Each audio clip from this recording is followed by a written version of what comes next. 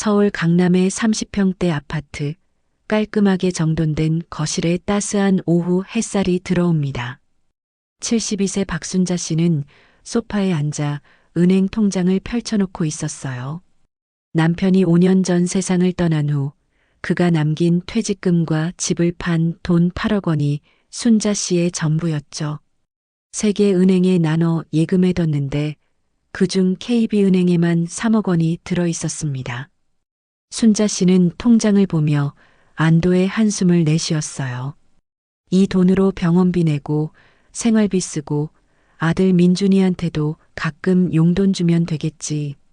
그녀는 교사로 35년을 일하며 한 푼 두 푼 모은 돈이었기에 함부로 쓸 수가 없었습니다. 초인종이 울리고 며느리 지은 씨가 환한 미소를 지으며 현관문을 열고 들어왔어요. 어머니, 오늘도 병원 가시는 날이죠? 제가 모시고 갈게요. 38세의 지은 씨는 단정한 옷차림의 말투도 공손했습니다. 순자 씨는 며느리를 보며 흐뭇한 표정을 지었어요. 이렇게 매주 수요일마다 오느라 고생이 많구나. 무슨 말씀을요, 어머니. 당연한 일인걸요. 지은 씨는 순자 씨의 가방을 챙겨주며 자연스럽게 거실 테이블 위 통장들을 힐끗 쳐다봤습니다. 그녀의 눈이 KB은행 통장에 잠시 머물렀지만 순자 씨는 눈치채지 못했어요. 병원 진료를 마치고 돌아오는 길 지은 씨가 조심스럽게 말을 꺼냈습니다. 어머니, 요즘은 인터넷 뱅킹이 너무 편하던데 한번 해보시는 게 어때요? 아이고, 그런 거 나는 어려워서 못해. 휴대폰도 겨우 전화 받는 정도인데. 순자 씨는 손사래를 치며 거절했어요. 지은 씨는 아쉬운 표정을 지었지만 금방 다른 제안을 했습니다. 그럼 제가 어머니 은행 업무 좀 도와드릴까요? 통장이랑 도장 맡겨주시면 필요할 때마다 제가 찾아드릴게요. 순자 씨는 잠시 망설였지만 며느리의 진심 어린 눈빛을 보며 고개를 끄덕였어요. 그래, 내가 해주면 고맙지. 은행 갈 때마다 줄 서는 것도 힘들고. 걱정 마세요, 어머니. 제가 잘 관리해 드릴게요. 다음 주 지은 씨는 순자 씨의 KB은행 통장과 도장을 받아왔습니다. 집으로 돌아온 그녀는 통장을 펼쳐보며 3억 원이라는 잔액을 확인했어요. 남편 민주는 거실에서 TV를 보고 있었고 지은 씨는 조용히 방으로 들어가 문을 닫았습니다. 그녀는 통장 사본을 만들고 순자 씨의 주민등록번호를 수첩에 적어뒀어요. 시어머니는 인터넷 뱅킹도 모르시니까 내가 조심해서 하면 절대 모를 거야. 지은 씨는 자신의 휴대폰으로 순자 씨 명의의 폰뱅킹을 등록하기 시작했습니다. 본인 인증 문자는 자신의 번호로 받도록 설정을 바꿔놨어요. 비밀번호는 순자 씨가 자주 말하던 남편 생일로 설정했죠. 주말 지은 씨는 명품 매장에 들렀습니다. 쇼윈도에 진열된 2천만 원짜리 핸드백이 그녀의 시선을 사로잡았어요. 이거 하나만 있으면 정말 행복할 텐데. 그녀는 한참을 망설이다가 매장을 나왔습니다. 집으로 돌아온 지은 씨는 남편 민준에게 밝은 표정으로 말했어요. 여보, 요즘 부업으로 온라인 쇼핑몰 시작했어. 조금씩 돈 벌고 있어. 그래, 무리하지는 마. 우리 월급으로도 충분히 살만하잖아. 민주는 아내를 믿으며 더 이상 묻지 않았습니다. 그날 밤 지은 씨는 SNS에 시어머니와 찍은 사진을 올렸어요. 오늘도 사랑하는 시어머니와 행복한 하루 보냈어요. 해시태그 효부 해시태그 시어머니 사랑. 댓글에는 부럽다, 며느리 복 받으셨네요 라는 칭찬이 줄을 이었습니다. 순자 씨의 친구 김영희도 그 게시물을 보고 순자 씨에게 전화를 걸었어요. 순자야, 너 며느리 정말 잘 만났구나. 우리 며느리는 명절 때나 얼굴 보는데. 그러게 말이야. 지은이는 친딸 같아. 내가 복이 많지. 순자 씨는 자랑스러운 목소리로 대답했습니다. 침대에 누운 지은 씨는 휴대폰으로 시어머니의 통장 잔액을 다시 한번 확인했어요. 화면에 뜬 3억 원이라는 숫자가 그녀의 눈을 반짝이게 만들었습니다. 한 달에 300만 원씩만 빼도 1년이면 3,600만 원.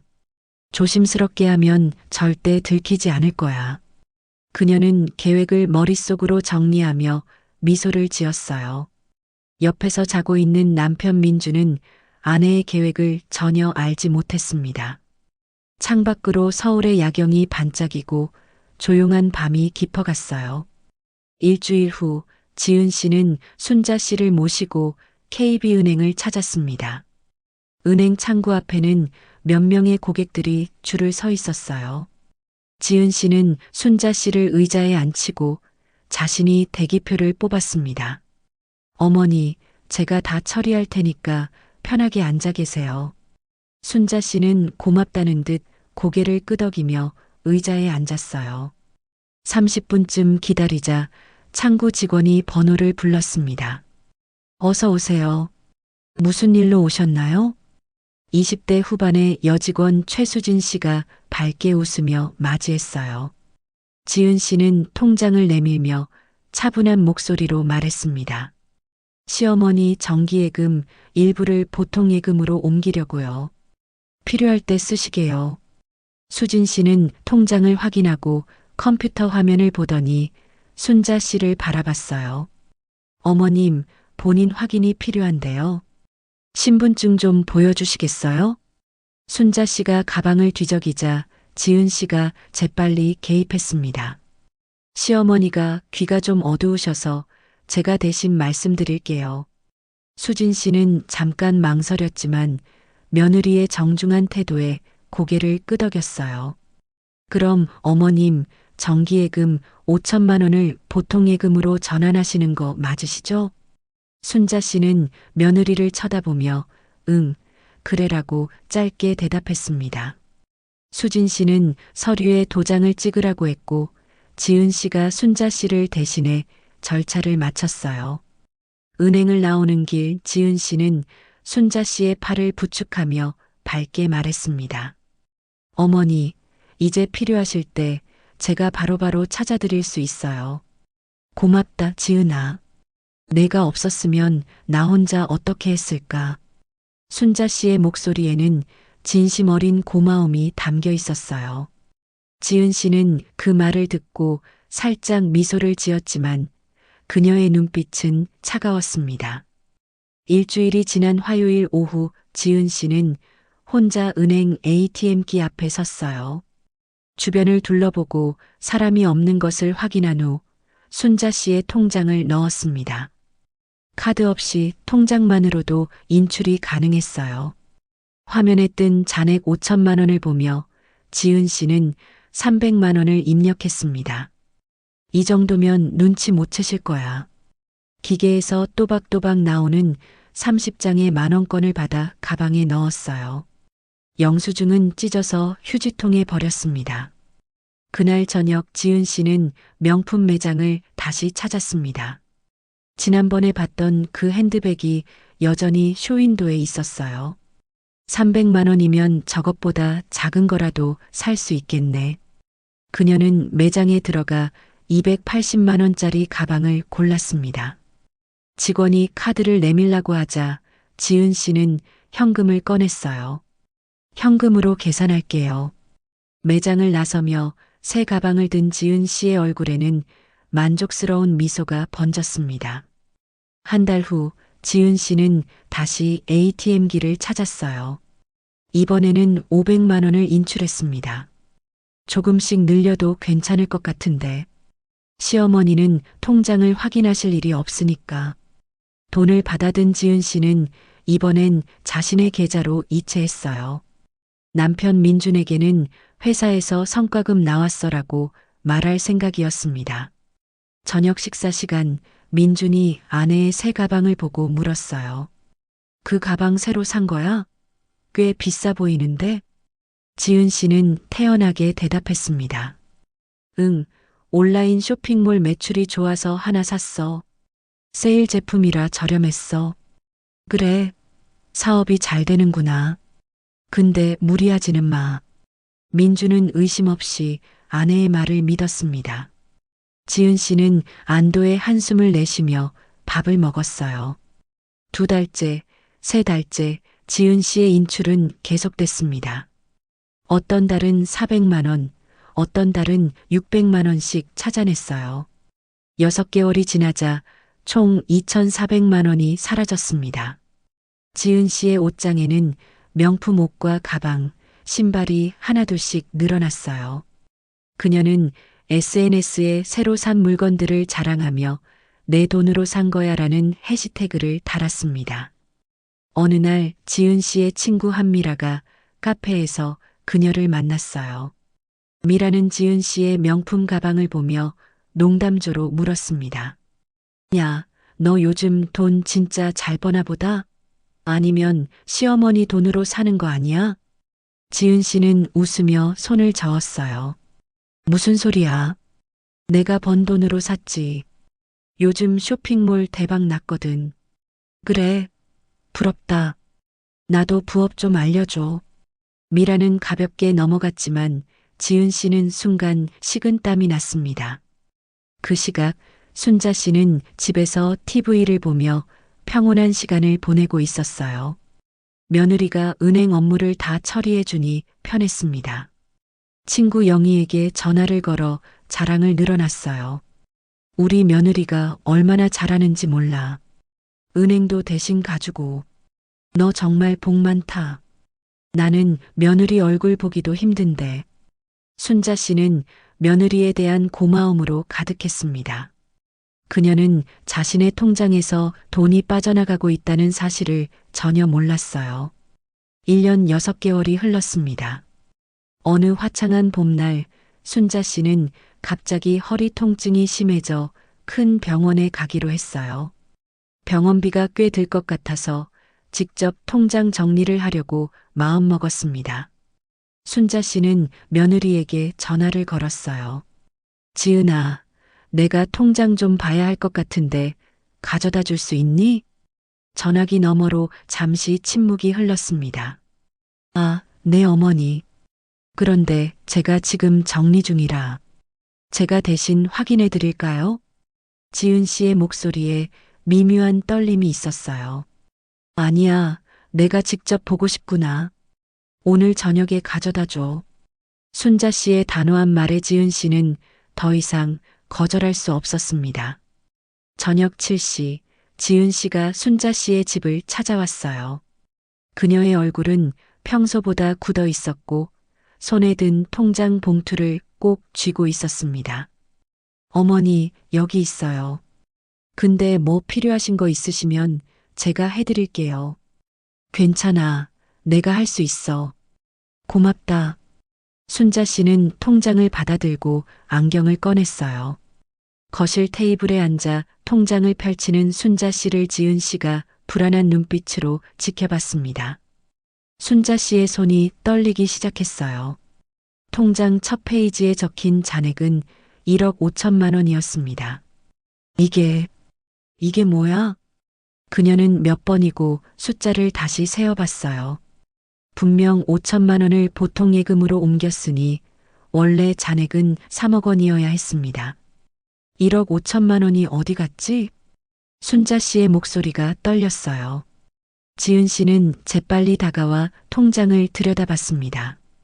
어머니, 혹시 제가 찾아드린 거 잊으신 거 아니에요? 뭐, 내가 언제 너한테 그런 큰 돈을 찾아달라고 했니? 지은 씨는 순자 씨의 손을 잡으며 부드럽게 말했어요. 어머니, 그동안 생활비며 병원비며 여러 번 찾아드렸잖아요. 기억 안 나세요? 순자 씨는 고개를 세차게 저었습니다. 아니야, 나는 그런 적 없어. 병원비는 내가 따로 관리하던 돈으로 냈고, 어머니, 요즘 깜빡깜빡 하시는 게 좀 있으시잖아요. 혹시 병원에서 기억력 검사 한번 받아보시는 게. 지은 씨의 말에 순자 씨는 화가 치밀어 올랐어요. 지금 나보고 치매 걸렸다는 거니? 아니에요. 그게 아니라. 연세가 있으시니까 자연스러운 현상일 수도. 순자 씨는 통장을 꽉 쥐고 벌떡 일어났습니다. 당장 나가줄래? 아들한테 전화할 거야. 지은 씨가 나간 후 순자 씨는 떨리는 손으로 아들 민준에게 전화를 걸었어요. 민준아, 당장 엄마 집으로 와봐. 큰일 났어. 엄마, 무슨 일이세요? 편찮으세요? 통장에서 돈이 1억 5천만 원이나 없어졌어. 내 아내가 뭔가 이상해. 전화기 너머로 민준의 한숨소리가 들렸습니다. 엄마, 혹시 지은이한테 용돈 주신 거 깜빡하신 거 아니에요? 뭐라고? 너마저 날 의심하는 거니? 순자 씨의 목소리가 떨렸어요. 아니에요. 그게 아니라. 제가 지금 회사라 당장은 못 가는데 내일 아침에 갈게요. 순자 씨는 전화를 끊고 소파에 주저앉았습니다. 다음 날 아침 순자 씨는 혼자 KB은행을 찾아갔어요. 창구 직원에게 거래 내역서 발급을 요청했습니다. 최근 2년치 거래 내역 전부 뽑아주세요.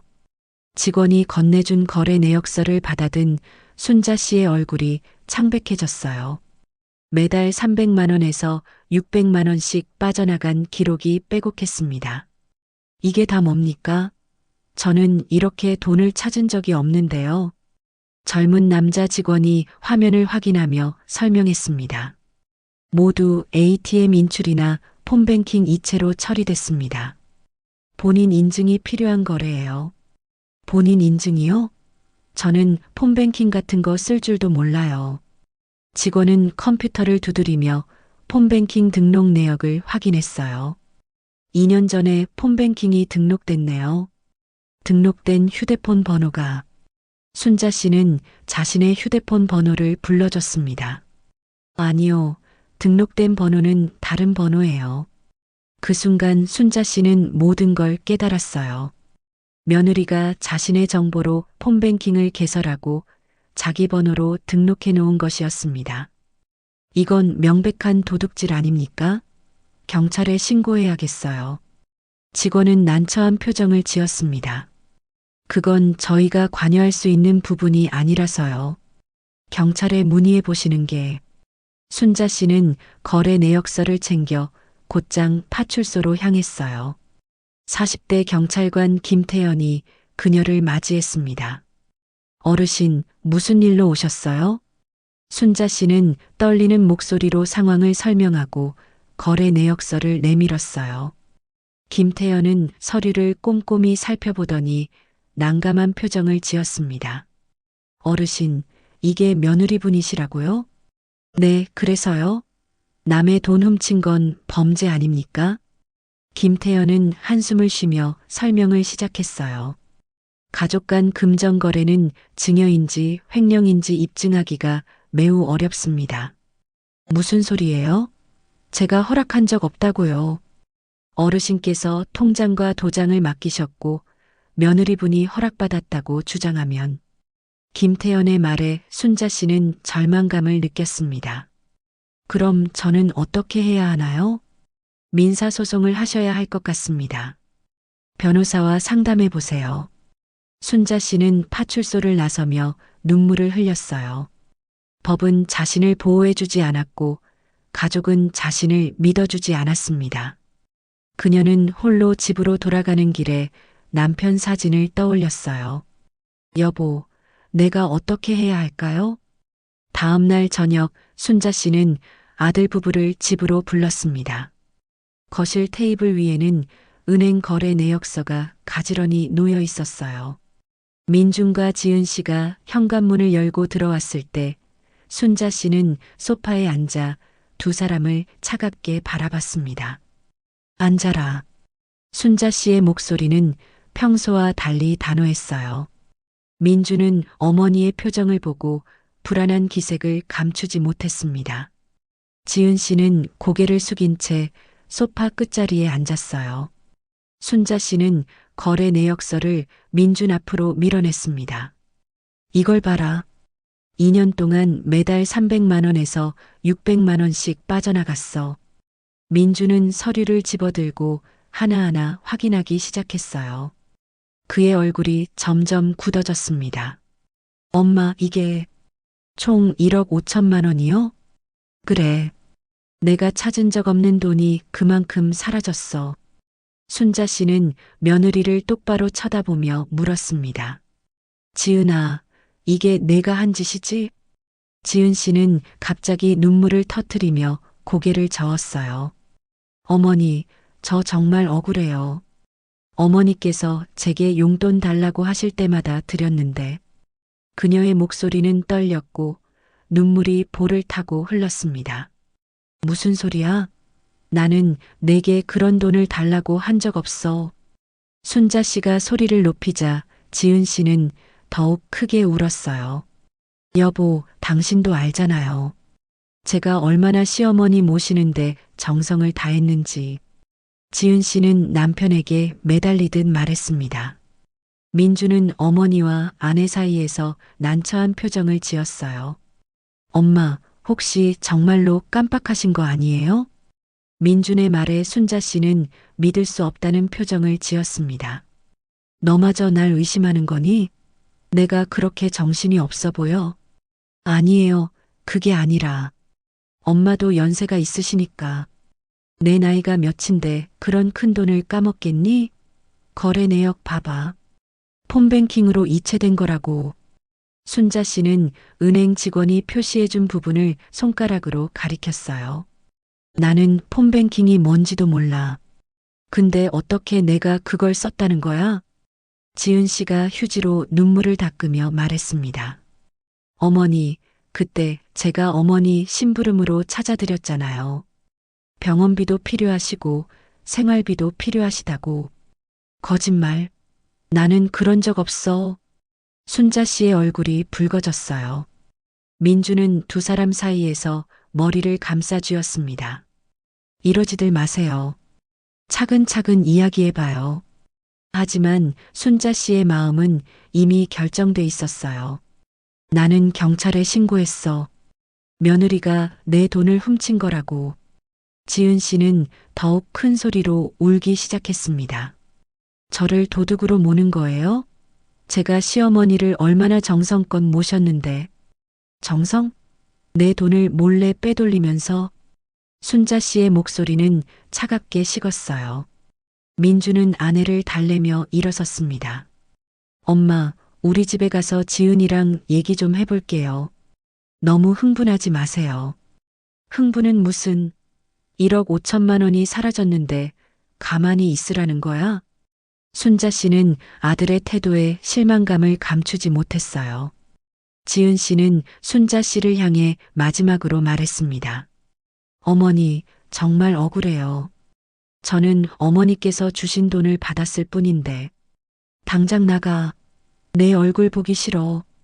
순자 씨의 고함에 지은 씨는 황급히 집을 나섰어요. 민주는 어머니를 한번 돌아보고는 아내를 따라 나갔습니다. 문이 닫히는 소리와 함께 순자 씨는 홀로 거실에 남았어요. 그날 밤 순자 씨는 잠을 이루지 못했습니다. 남편 사진을 꺼내 들고 한참을 바라봤어요. 여보, 내가 뭘 잘못한 걸까요? 며느리를 너무 믿은 게 잘못인가요? 사진 속 남편은 온화하게 미소 짓고 있었습니다. 순자 씨는 눈물을 닦으며 휴대폰을 집어들었어요. 인터넷에서 가족 금융 사기를 검색했습니다. 비슷한 사례들이 수없이 많았어요. 다음 날 아침 민준에게서 문자가 왔습니다. 엄마, 지은이가 정말 상처받았어요. 엄마가 너무 심하신 거 아니에요? 순자 씨는 문자를 읽고 휴대폰을 내려놨어요. 아들마저 자신을 의심한다는 사실이 가슴을 찢는 것 같았습니다. 내가 낳아서 키운 아들이. 순자 씨는 소파에 주저앉아 한참을 울었어요. 오후가 되자 친구 영희에게서 전화가 왔습니다. 순자야, 무슨 일 있어? 목소리가 왜 그래?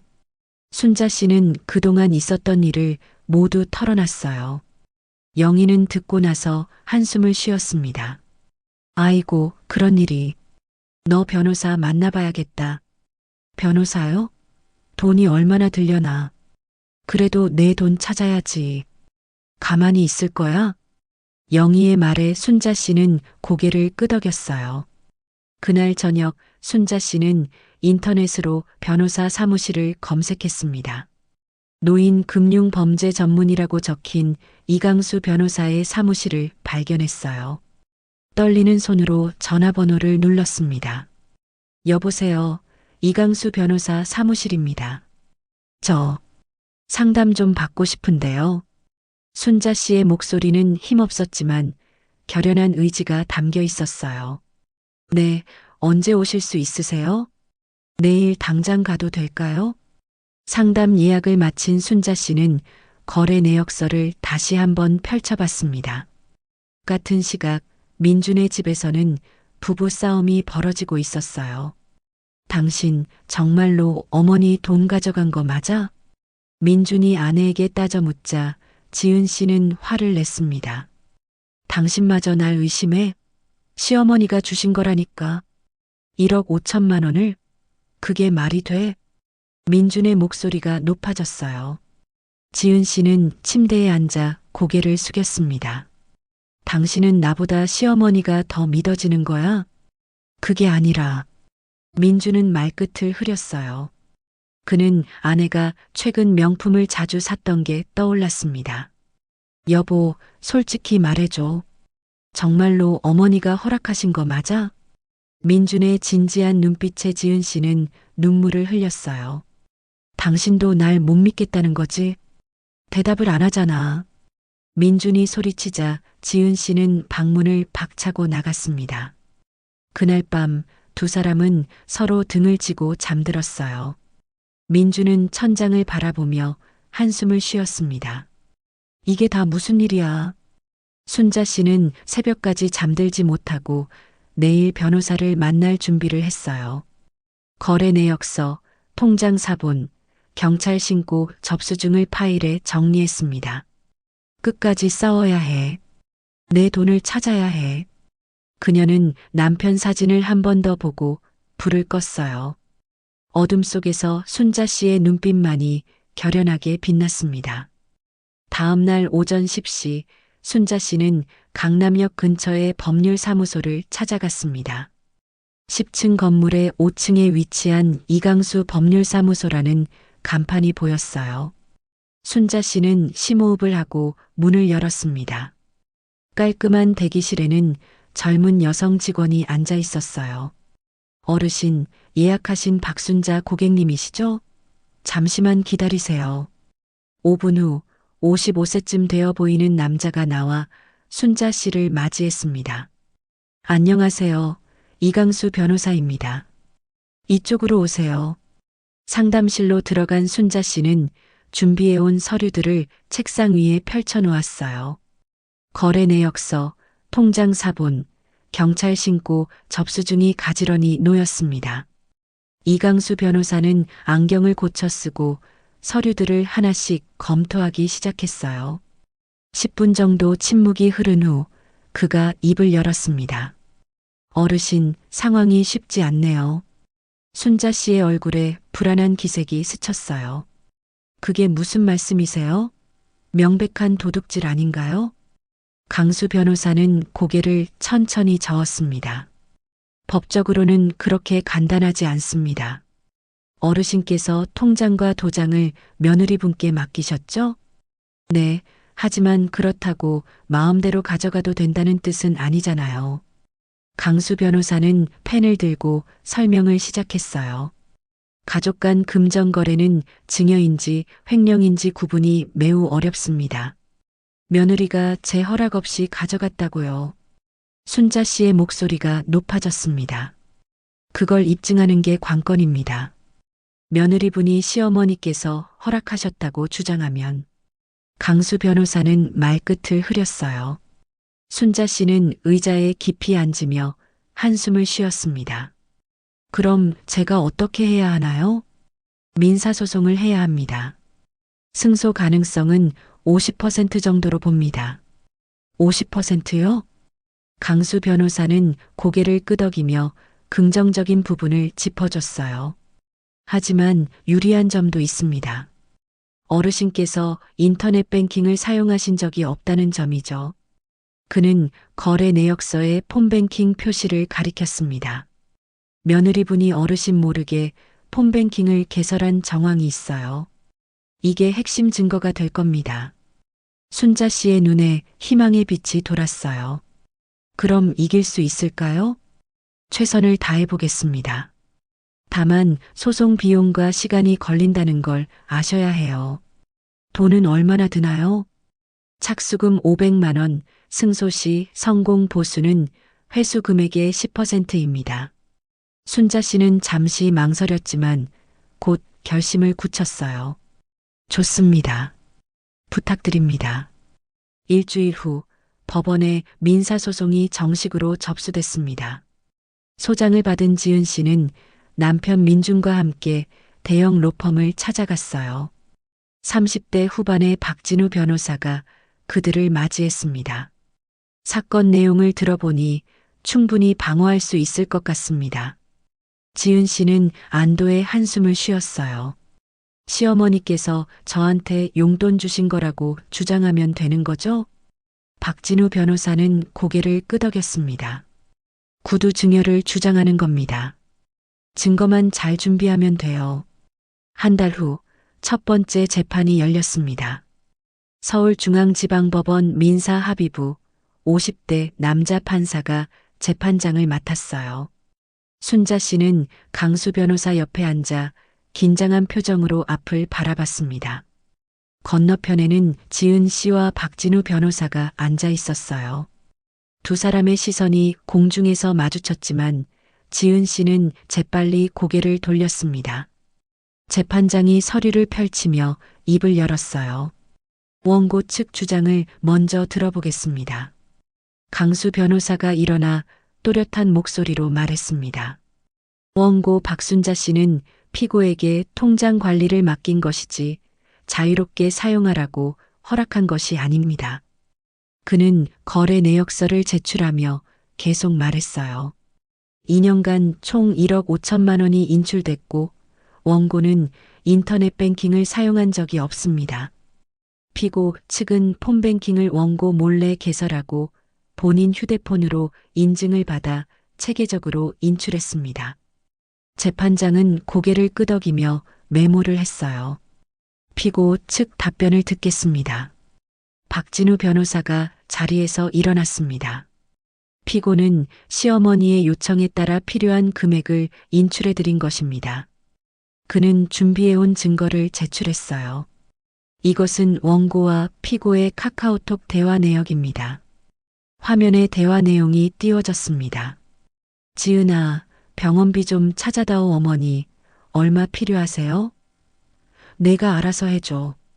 강수 변호사는 즉시 반박했습니다.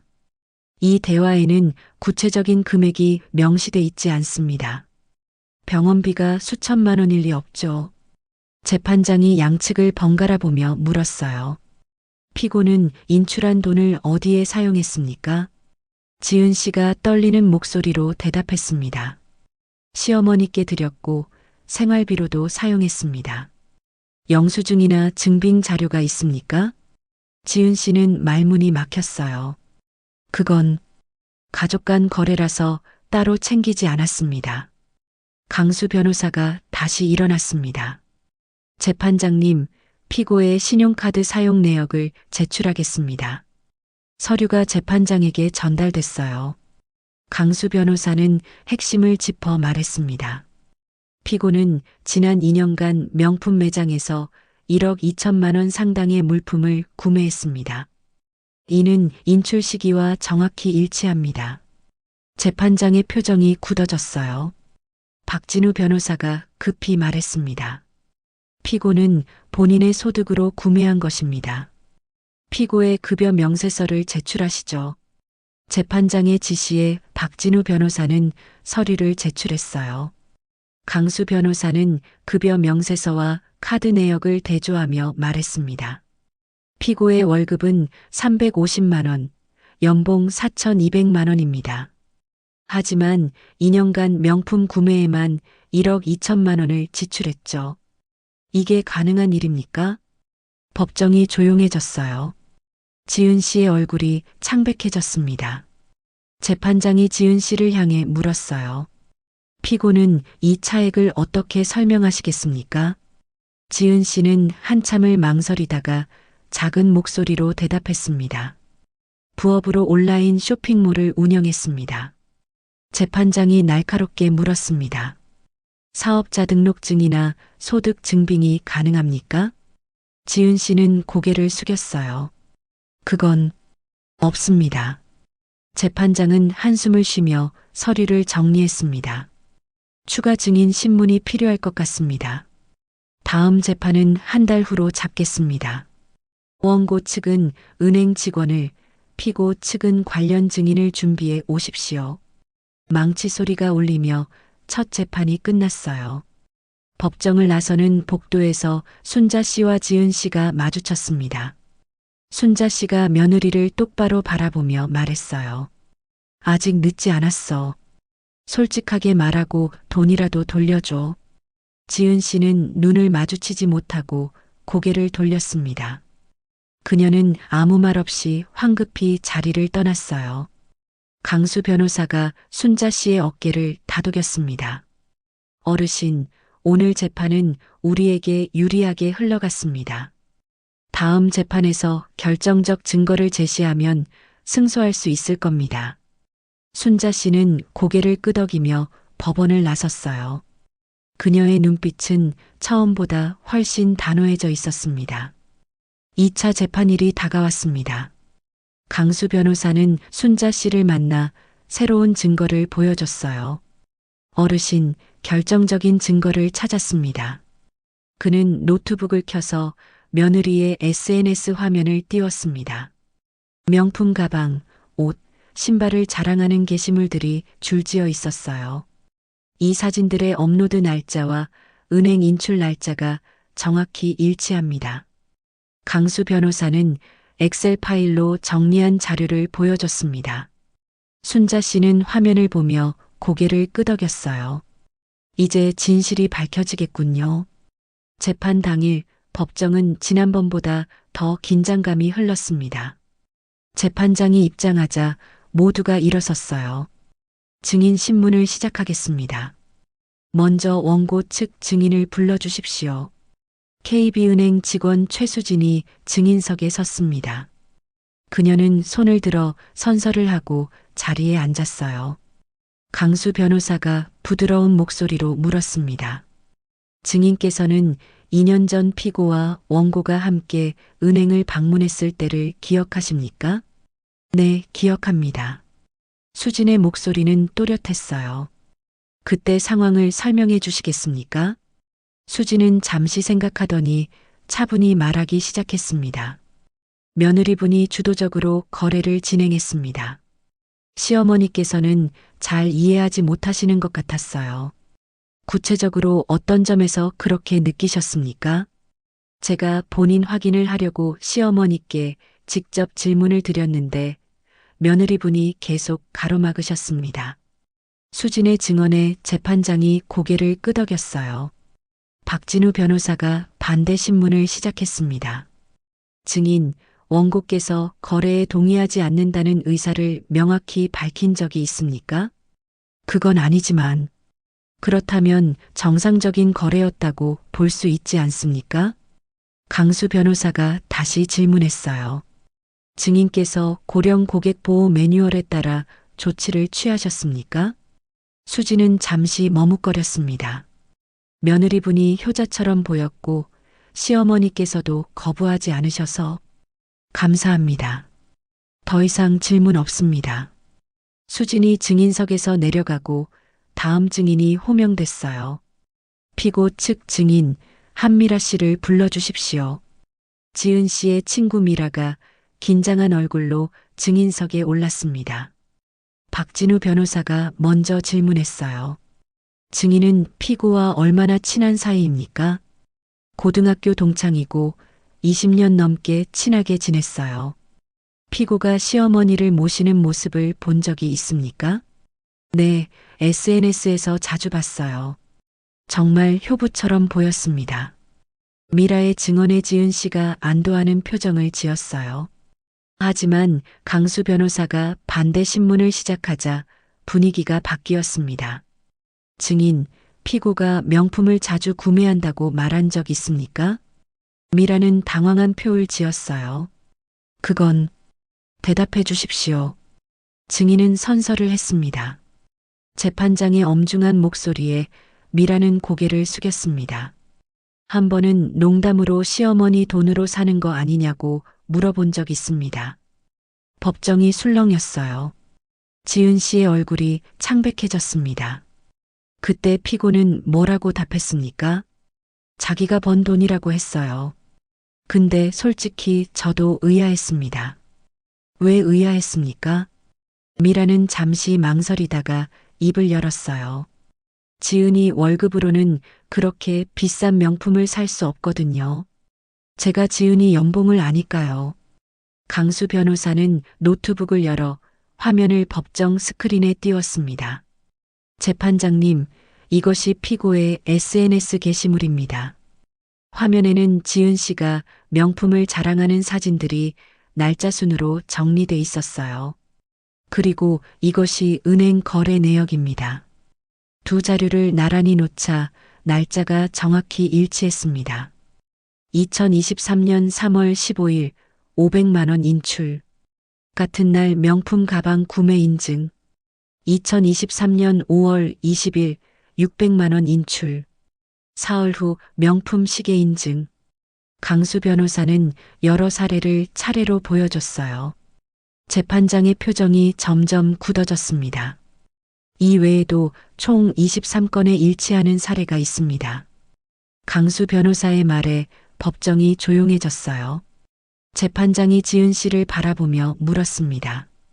피고는 이를 어떻게 설명하시겠습니까?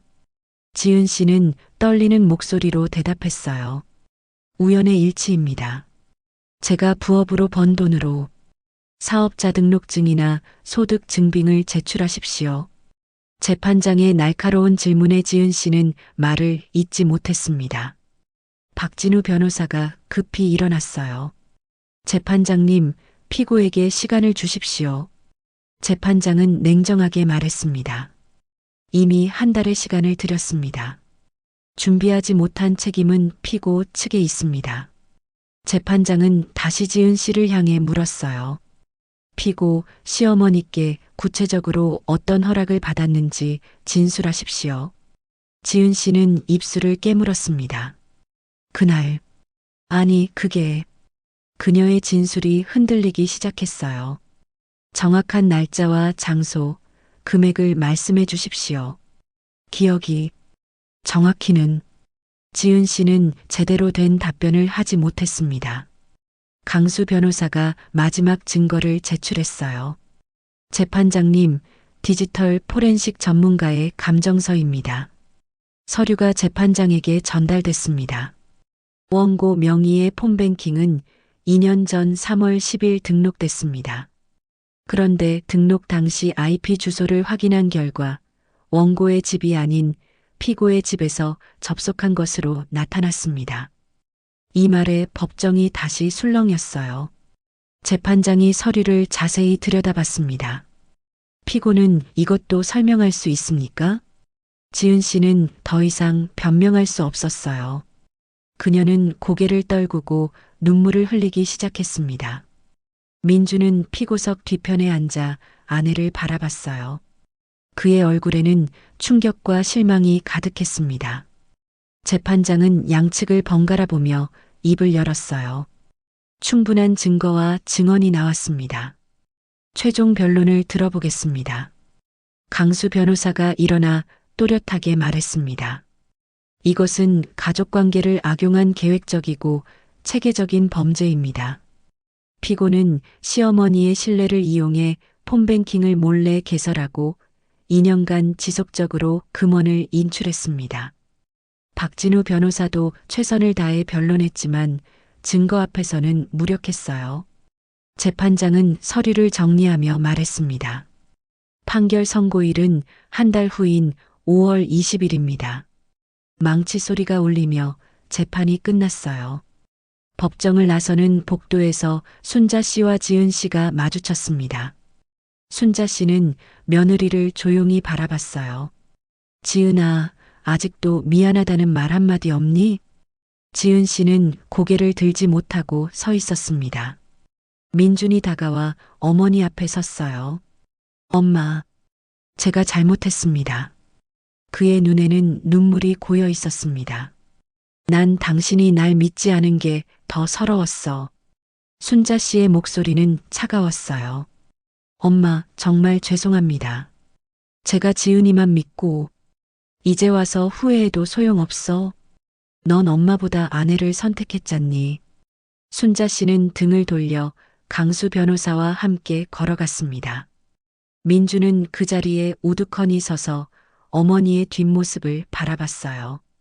지은 씨는 벽에 기대 주저앉아 울었습니다. 엘리베이터 안에서 강수 변호사가 순자 씨에게 말했어요. 어르신, 이제 거의 다 끝났습니다. 승소할 겁니다.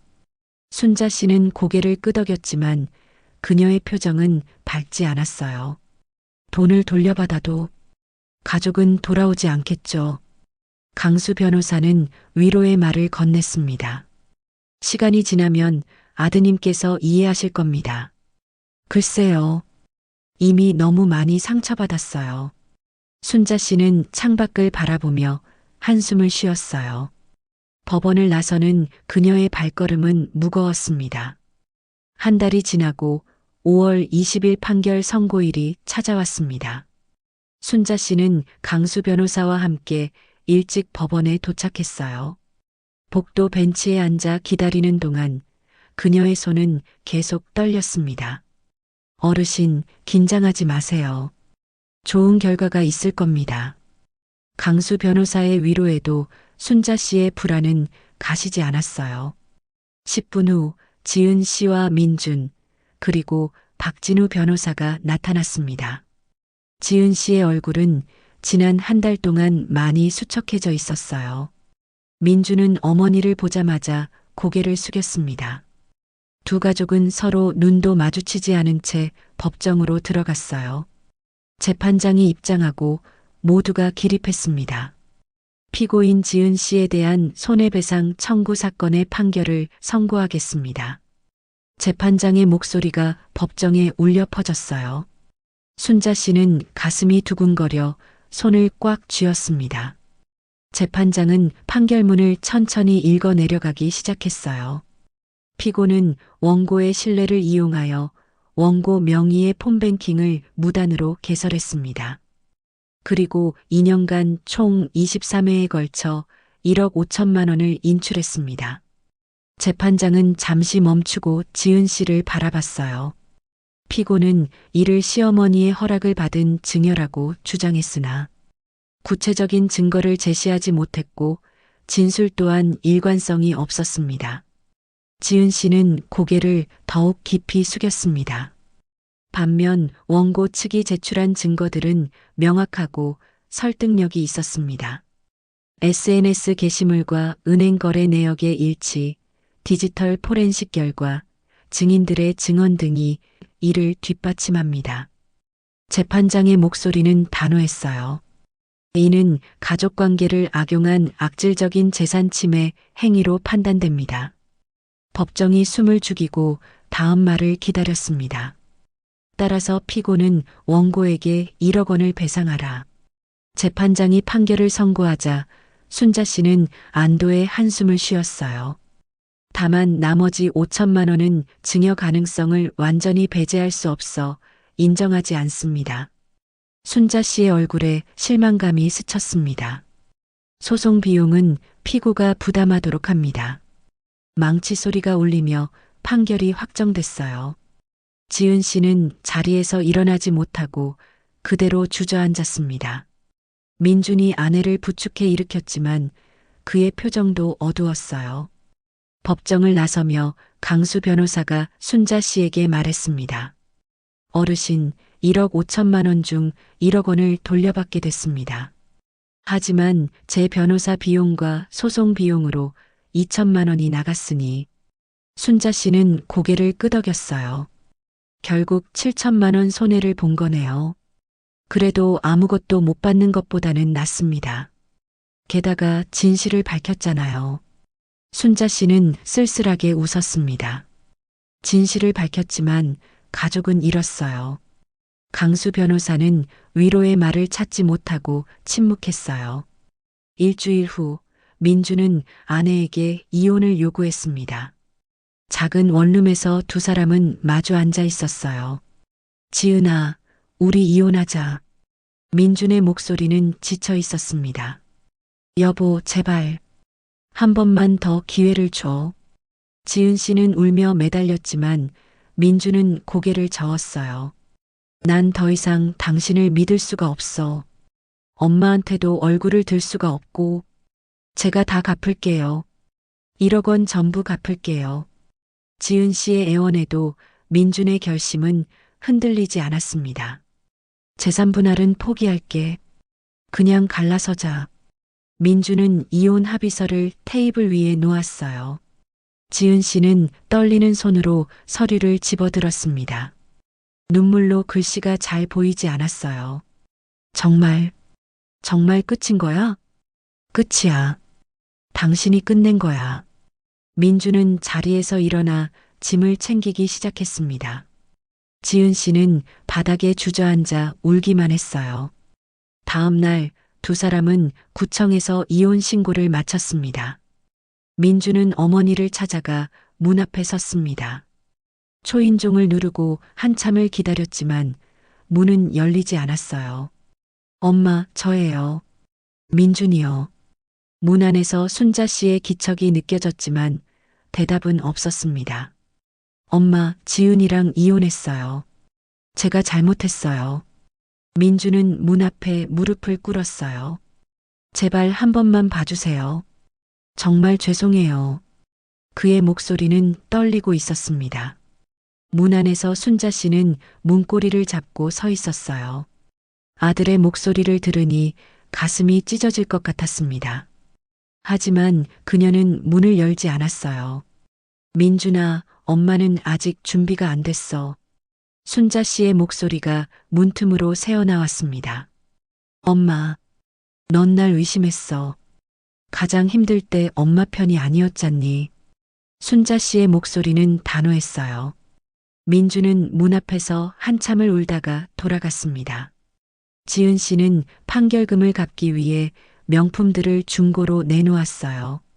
인터넷 중고 거래 사이트에 가방, 옷, 신발을 하나씩 올렸습니다. 구매 가격의 절반도 안 되는 금액에 팔려나갔어요. 이게 다 무슨 소용이었을까? 지은 씨는 빈 옷장을 바라보며 후회했습니다. 하지만 이미 돌이킬 수 없었어요. 그녀는 명품 매장 판매직에 지원해 간신히 일자리를 구했습니다. 아이러니하게도 자신이 그렇게 좋아하던 명품을 파는 일이었어요. 강수 변호사는 이 사건을 바탕으로 법률 잡지에 칼럼을 기고했습니다. 가족 간 금융 범죄, 법의 사각지대라는 제목이었어요. 현행법으로는 가족 간 재산 침해를 막기가 매우 어렵습니다. 통장과 도장을 맡긴 순간 법적 보호를 받기 힘들어집니다. 그는 제도 개선의 필요성을 강조했어요. 고령자 금융 거래 시 본인 확인 절차를 더욱 강화해야 합니다. 칼럼은 법조계에서 큰 반향을 일으켰습니다. 순자 씨의 친구 영희가 전화를 걸어왔어요. 순자야, 너 기사 봤어? 무슨 기사? 너 사연이 신문에 났어. 지역 신문인데. 순자 씨는 급히 인터넷을 검색했습니다. 며느리에게 1억 5천 빼앗긴 70대 할머니. 노인 금융 범죄 심각. 기사 제목이 눈에 들어왔어요. 기사에는 순자 씨의 사연이 자세히 실려 있었습니다. 댓글에는 비슷한 피해를 겪은 사람들의 사연이 줄을 이었어요. 저희 어머니도 손자 명의로 통장 만들어줬다가 며느리가 다 써버렸어요. 시어머니 통장 관리하다가 몰래 빼돌리는 경우 정말 많아요. 법이 가족을 보호하지 못하네요. 순자 씨는 댓글들을 읽으며 자신만의 문제가 아니라는 걸 깨달았어요. 지역 신문 기자가 순자 씨에게 인터뷰를 요청했습니다. 어르신, 인터뷰 한번 해주실 수 있으세요? 순자 씨는 잠시 고민하다가 동의했어요. 카페에서 만난 기자는 30대 여성이었습니다. 어르신께서 용기 내주셔서 감사합니다. 다른 분들도 이런 피해를 겪지 않았으면 해서요. 순자 씨는 자신의 이야기를 담담하게 들려줬어요. 가장 힘들었던 건 돈이 아니라 가족을 잃은 거였어요. 그녀의 목소리에는 깊은 슬픔이 배어 있었습니다. 아들이 날 믿지 않았을 때가 가장 서러웠죠. 기자는 순자 씨의 이야기를 꼼꼼히 받아 적었어요. 인터뷰 기사가 나가자 반응은 폭발적이었습니다. 지역 주민센터에서 순자 씨에게 연락이 왔어요. 어르신, 노인 금융 사기 예방 강연을 해주실 수 있으세요? 순자 씨는 의외의 제안에 놀랐습니다. 제가요? 저는 그저 피해자일 뿐인데 어르신의 경험이 다른 분들께 큰 도움이 될 겁니다. 순자 씨는 잠시 생각하다가 고개를 끄덕였어요. 제 경험이 도움이 된다면 해보겠습니다. 그녀는 새로운 목적을 찾은 것 같았습니다. 같은 시각 민주는 혼자 사는 원룸에서 소주잔을 기울이고 있었어요. 벽에 걸린 가족 사진을 보며 한숨을 쉬었습니다. 어머니, 아버지, 그리고 어린 자신이 웃고 있는 사진이었어요. 아버지, 제가 잘못했어요. 어머니를 지키지 못했어요. 그는 사진을 꺼내 가슴에 안았습니다. 후회는 이제 와서 아무 소용이 없었어요. 지은 씨는 명품 매장에서 첫 출근을 했습니다. 손님이 들어와 가방을 고르고 있었어요. 이 가방 예쁘네요. 얼마예요? 280만 원입니다. 지은 씨는 예전에 자신이 샀던 바로 그 가방을 보고 있었습니다. 손님은 가격을 듣고 고민하다가 나갔어요. 지은 씨는 쇼윈도에 비친 자신의 모습을 바라봤습니다. 초라하고 지친 얼굴이 거울에 비쳤어요. 이게 내가 원했던 삶이었나? 그녀는 쓸쓸하게 고개를 떨어뜨렸습니다. 저녁이 되어 순자 씨는 혼자 저녁을 먹고 있었어요. 텅 빈 식탁이 유난히 크게 느껴졌습니다. 예전에는 명절이면 아들 내외가 와서 함께 밥을 먹었는데 이제는 그런 날이 다시 오지 않을 것 같았어요. 순자 씨는 남편 사진을 꺼내보며 말했습니다. 여보, 당신이 남긴 돈으로 다른 사람들을 돕겠어요. 그게 이 돈을 지키는 의미가 아닐까 싶어요. 그녀의 눈빛에는 새로운 결의가 담겨 있었습니다. 6개월이 흘렀습니다. 가을 햇살이 따스한 10월의 어느 토요일, 순자 씨는 지역 주민센터 강당에 섰어요. 노인 금융 사기 예방 교육이라는 현수막이 강당 앞에 걸려 있었습니다. 50여 명의 60대에서 80대 노인들이 객석을 가득 메우고 있었어요. 순자 씨는 마이크를 잡고 떨리는 목소리로 입을 열었습니다. 안녕하세요. 저는 박순자라고 합니다. 오늘 여러분께 제 이야기를 들려드리려고 합니다. 청중들은 조용히 순자 씨를 바라봤어요.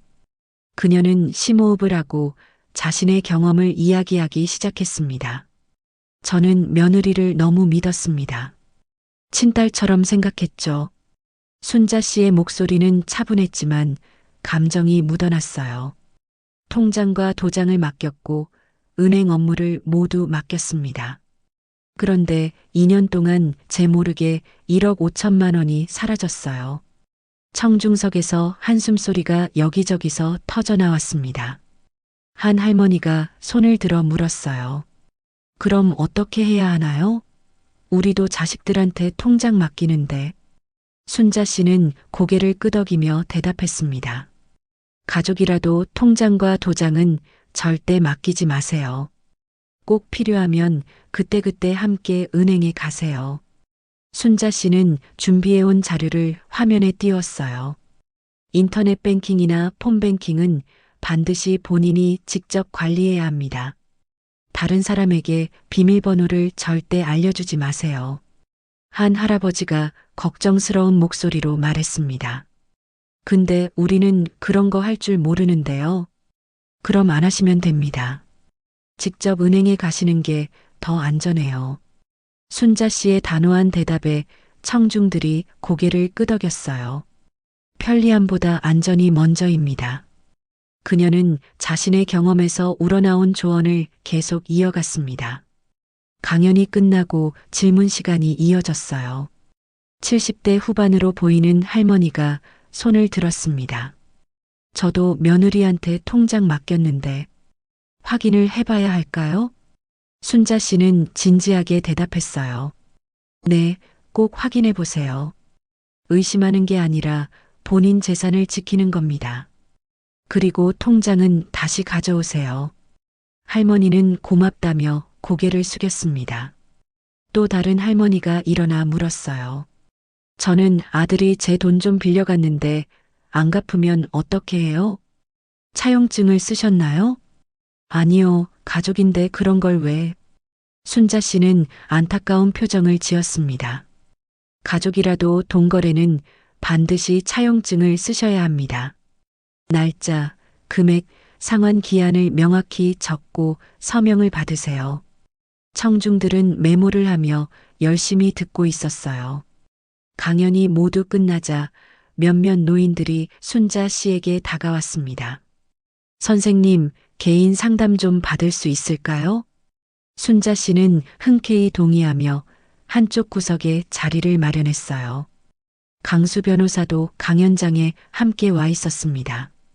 그는 무료 법률 상담 부스를 열고 노인들을 맞이했어요. 변호사님, 저희 아들이 제 집을 담보로 대출을 받았어요. 80대 할아버지가 떨리는 목소리로 말했습니다. 언제 일입니까? 어르신께서 동의하셨나요?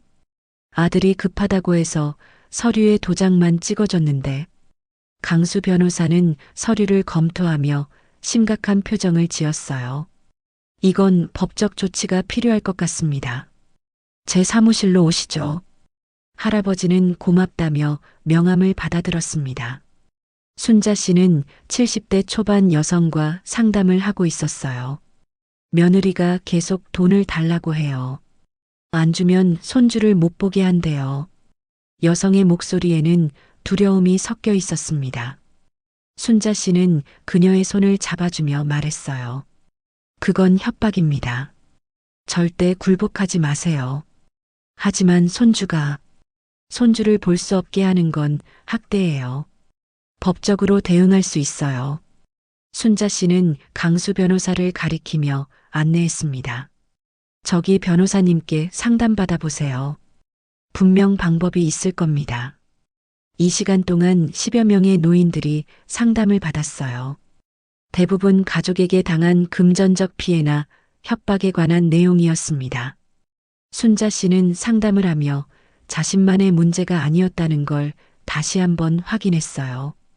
강연을 마치고 주민센터 직원이 순자 씨에게 다가왔습니다. 어르신, 다음 달에도 강연 부탁드릴 수 있을까요? 물론이죠. 제가 도움이 된다면 언제든지요. 순자 씨는 환하게 웃으며 대답했어요. 직원은 고맙다는 인사를 하고 일정을 잡기 시작했습니다. 강연장을 나서며 강수 변호사가 순자 씨에게 말했어요. 어르신, 오늘 정말 훌륭하셨습니다. 아니에요. 제 경험이 조금이라도 도움이 돼서 다행이에요. 어르신 덕분에 많은 노인분들이 경각심을 갖게 됐습니다. 강수 변호사는 진심 어린 박수를 보냈어요. 순자 씨는 부끄러운 듯 손을 저었습니다. 변호사님도 무료 상담해 주셔서 고마워요. 당연한 일이죠. 앞으로도 계속 함께 하겠습니다. 두 사람은 악수를 나누며 다음 강연을 약속했어요. 그날 저녁 순자 씨는 집으로 돌아와 남편 사진을 꺼냈습니다. 여보, 오늘 정말 뜻깊은 하루였어요. 그녀는 사진을 쓰다듬으며 조용히 말했어요. 당신이 남긴 돈으로 다른 사람들을 돕고 있어요. 그게 이 돈을 지키는 진짜 의미가 아닐까 싶어요. 순자 씨의 얼굴에는 평온한 미소가 번졌습니다. 예전처럼 가족은 없었지만 새로운 목적을 찾았어요. 그녀는 더 이상 외롭지 않았습니다. 같은 시각, 다른 도시의 작은 원룸에서 지은 씨는 침대에 누워 있었어요. 명품 매장에서 하루 종일 일하고 돌아온 그녀는 지쳐 있었습니다. 벽에는 달력이 걸려 있고 판결금 상환 일정이 빨간색으로 표시돼 있었어요. 앞으로 5년은 더 갚아야 해. 지은 씨는 한숨을 쉬며 천장을 바라봤습니다. 과거에 화려했던 삶은 이제 먼 이야기가 됐어요. 그녀는 휴대폰을 꺼내 SNS를 열었습니다. 예전 게시물들이 아직 남아 있었어요. 명품을 자랑하던 사진들을 하나씩 삭제하기 시작했습니다. 삭제하시겠습니까? 메시지가 뜰 때마다 그녀는 얘를 눌렀어요. 모든 게시물을 지우고 나니 프로필이 텅 비었습니다. 이제 새로 시작해야지. 지은 씨는 스스로에게 다짐했지만 그녀의 눈에는 눈물이 고였어요. 후회는 이미 늦었고 잃어버린 것들은 돌아오지 않았습니다. 그녀는 휴대폰을 내려놓고 눈을 감았어요. 민주는 여전히 어머니와 연락이 닿지 않는 상태였습니다. 매주 한 번씩 어머니 집 앞을 찾아가지만 문은 열리지 않았어요.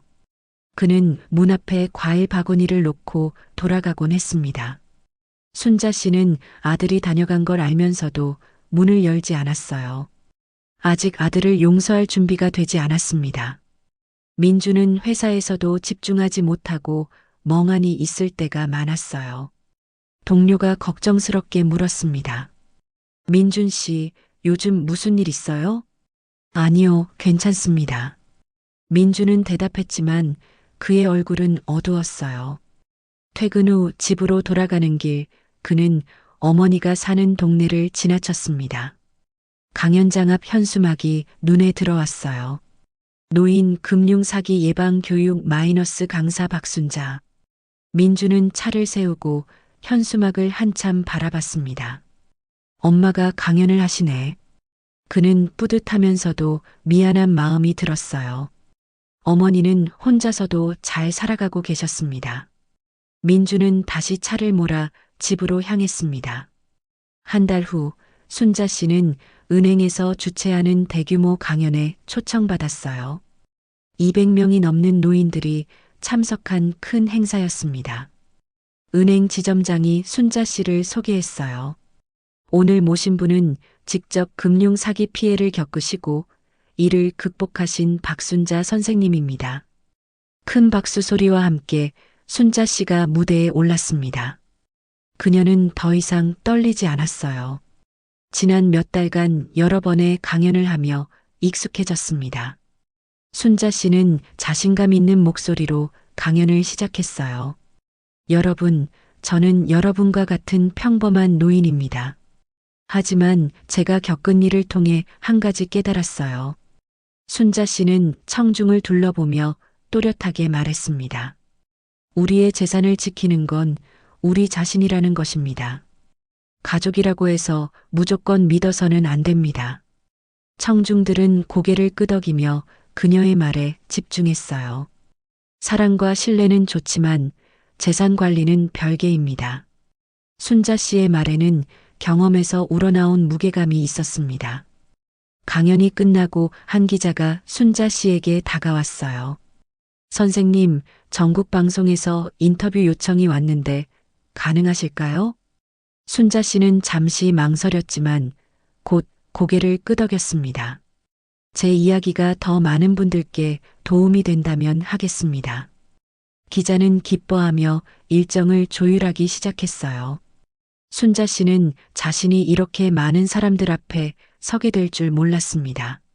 하지만 이제는 이것이 자신의 사명이라고 생각했어요. 남편이 남긴 돈의 진짜 의미를 찾은 것 같았습니다. 저녁 무렵 순자 씨는 집으로 돌아와 창밖을 바라봤어요. 가을 하늘이 붉게 물들어 있었습니다. 그녀는 남편 사진을 꺼내 들고 조용히 말했어요. 여보, 당신이 남긴 돈으로 더 많은 사람을 돕겠어요. 그게 우리가 평생 모은 돈의 가치가 아닐까 싶어요. 순자 씨의 눈에는 눈물이 맺혔지만 그녀는 웃고 있었습니다. 상처는 아물지 않았지만 새로운 삶의 의미를 찾았어요. 혼자지만 외롭지 않았고 아프지만 성장하고 있었습니다. 마지막 장면, 순자 씨는 다음 강연 자료를 준비하고 있었어요. 노트북 화면에는 가족을 지키는 현명한 재산 관리라는 제목이 적혀 있었습니다. 그녀는 키보드를 두드리며 자신의 경험을 정리했어요. 창밖으로 별이 하나둘 떠오르기 시작했습니다. 순자 씨는 잠시 일을 멈추고 하늘을 바라봤어요. 여보, 저 잘하고 있는 거죠? 그녀는 혼잣말을 하며 다시 작업을 계속했습니다. 화면에는 희망의 메시지가 한 글자씩 새겨지고 있었어요. 순자 씨의 새로운 인생 이막이 시작되고 있었습니다.